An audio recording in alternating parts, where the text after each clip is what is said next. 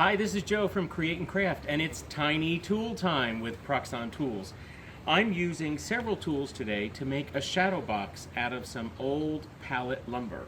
So you can see I have some old pieces of pallet. I really like the textures on this. I like how it's gray and weathered. And we're going to make a shadow box with a recessed back. So we'll be using several tools. I'm outside right now on the deck. It's a beautiful fall day, and I'm using the Proxxon Table Saw. Now, normally this does have a safety on it, but since I'm going to be tilting the blade to make mitered corners, and because I want you to really see how it cuts, I've gone ahead and taken the safety off. This is perfect to use inside. Just look at the size. It's about, I don't know, 12 inches square and 7 inches high. And if you want to use this inside in your craft room, it has a wonderful attachment that we can put right here and then attach your vacuum hose, and it'll suck up all the sawdust while you're cutting. But out here on the deck, I'm not going to worry about that, and I don't want you to hear the noise of the vacuum, so we're not going to be using that. Now again, you always need to be careful, know what you're doing, read your manual, keep your safety on, unless, in this case, I said I took it off so you could see really clear and so I can miter the blade. Of course, you want to wear your safety glasses, so I'm going to put those on. First thing I'm going to do is I've selected 4 boards that are about the same width. Length doesn't matter, we're going to fix that. About the same width. And these were really chopped up where I got them, where the people cut the pallet. So I'm not sure these are a straight edge. So we're going to start just by taking a little off each piece to give us a nice straight edge. And for that, I'm using this pusher. That's going to make sure that this is perpendicular to the blade. And I've adjusted the blade height to be just slightly higher than the piece I'm cutting. So let's turn it on and start trimming up our boards.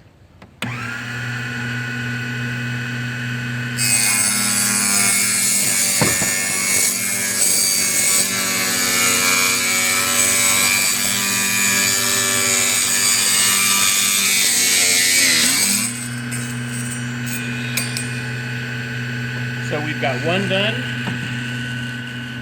Now if we wanted to, we could do it from the other side. Doesn't really matter. I'm just comfortable working on this side of the blade. You can see how this pusher slides right in. Let's see what end we want to take off. How about this way?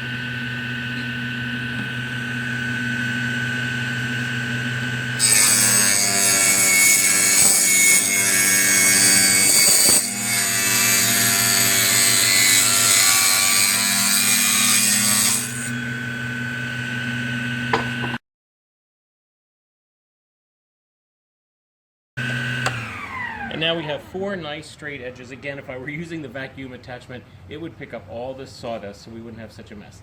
Now I'm going to adjust this guide so that I can get these pieces the right size. Now I want my shadow box to be about 8 by 10. Now this isn't going to be precise, so as long as these 2 sides are the same length and these 2 sides are the same length, I'm okay. I'll cut them a little bit longer because we'll miter it. Now, because I want to adjust this and measure against the blade for extra safety besides being off, I'm going to unplug it. Never, ever can you be too safe, right? So I would like the 2 long sides to be 12 inches long. So I'm going to measure from that edge of the blade over to my pusher. And you can see I've extended this. This unscrews, it loosens, and it slides in, giving you a nice compact footprint on your tabletop. I've extended it, and we're going to cut 2 pieces at this 12-inch length. And of course, we're going to want our good sides up against our side piece. And let's see which ones we're going to take. Our 2 longest ones, I'd say. Plug it back in.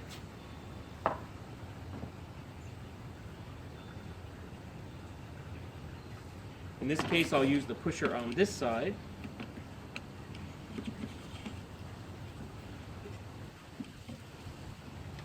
So as long as I'm up against this bar, I know I have 12 inches. I know I have a straight edge here because I've cut it. I know this is going to keep this perpendicular to the blade. I'm good to go.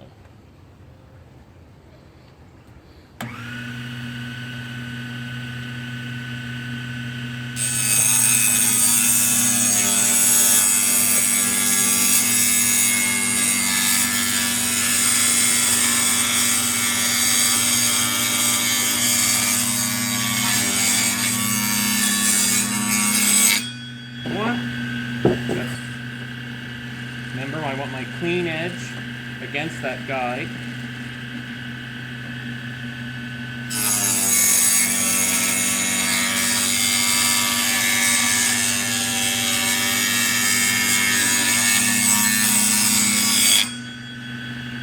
And that's 2.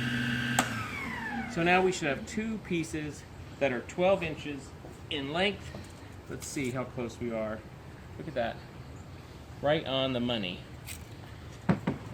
So I'm going to unplug it. Loosen this setting screw. And now I want to pull this in to 10 inches. I know our finished frame is 8 by 10, but I'm giving myself 2 inches extra.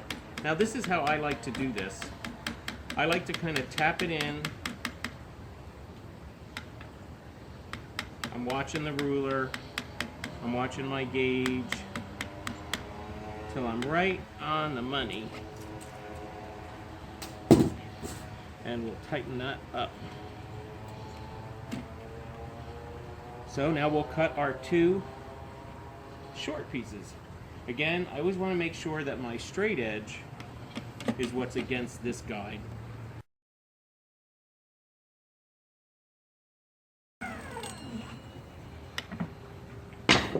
So now we have our 4 sides. I'm going to make some adjustments and show you how I can miter the ends. Be right back.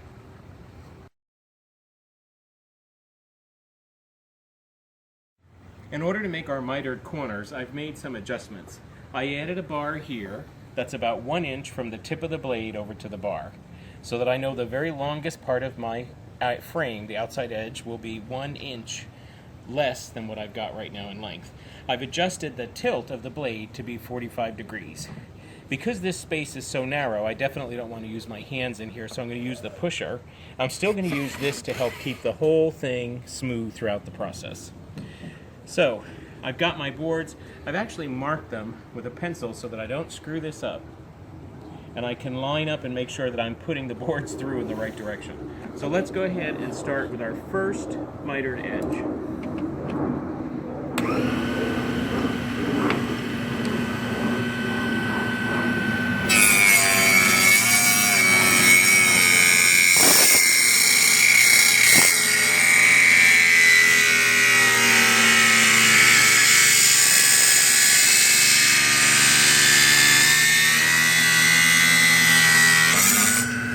I can push that right off,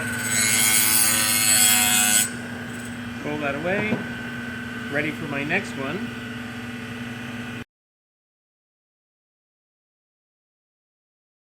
What I'd like to do is cut a groove all the way around the inside of the frame, thick enough to put a back, and I'm going to recess that back. So I've adjusted my gauge here to be about 2 1/4 inches, and the blade, if you look at the height there, it's not quite even halfway through. So we're going to start making our grooves. Now to do that, I'm going to just guide this through. And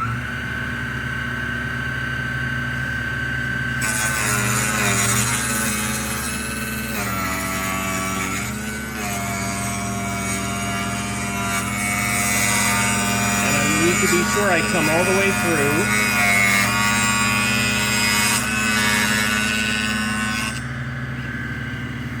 There's our groove. So I'll do this a few more times. We'll be right back.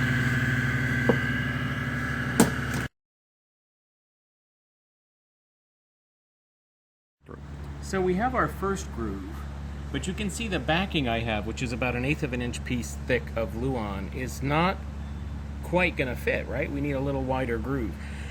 So all we need to do is adjust this just a hair, one way or the other, and run them all through again, and then we'll keep adding width to our groove till it fits the piece of Luan. So I'll make that adjustment. And again, I'm just trying to adjust it just the tiniest bit.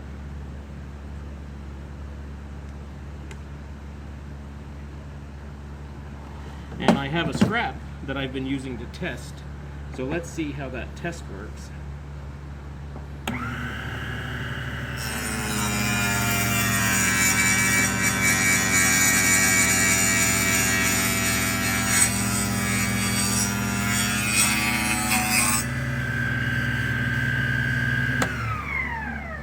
See how it's a little bit wider? But I have a little bit of a hair in there still. So I went a little too far. I'm going to just pull it back just a hair. I'd rather do it a couple times than have to do any filing or anything in that groove. Let's see if this gets rid of that groove.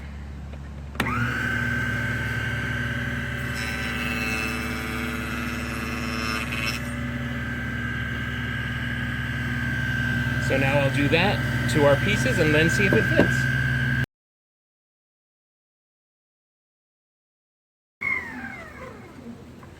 That's it. There are 4 sides, mitered corners, groove cut in. Now we'll just use the same table saw to cut that luan to fit, put it together, and we'll make something really cool with it.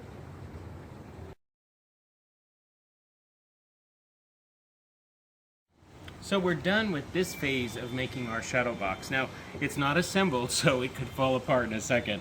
I'm going to put some glue down these mitered corners and maybe a couple little brads to hold it. And you can see how our back fits right into those grooves. If I hold it up, see if it'll stay together. There's our front. Really rustic, and I love that. And if you look at the back, you can see the back isn't flush against the very back, right? We have about an inch to spare, and that's because I'm going to hide some stuff back there. So I wanted that false back. Just so you can see how those grooves work. See how the back is fitting right inside those grooves? So there's the beginnings of our shadow box with a false back made out of old pallet lumber. I love the rustic look. And just wait till you see what happens to it next.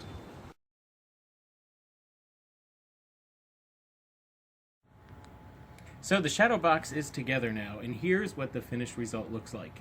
It fits together pretty well. It's a little bit rustic, but I think that's the look that we were going for right from the get-go.